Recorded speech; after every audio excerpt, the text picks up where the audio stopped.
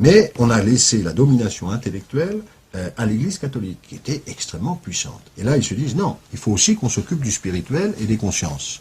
Et je dois dire qu'il y a une importance déterminante de la franc-maçonnerie dans cette affaire-là, dans la continuité de ce que vous avez appelé les religions du XVIIIe siècle.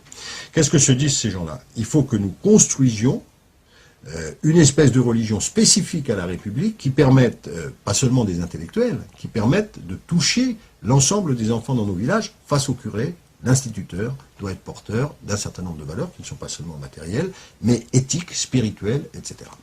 Et ils font quelque chose, alors ils se disent à un moment quand même, bon, la religion catholique c'est une religion d'oppression, c'est une religion d'autorité, il y a une religion de liberté, c'est le protestantisme. C'est d'ailleurs dans les débats de la Révolution française, autour de Madame de Stel, Benjamin Constant. Ils se disent, il faut inventer autre chose. Le catholicisme c'est l'oppression, le protestantisme ça marche pas, et cette autre chose va s'appeler la laïcité.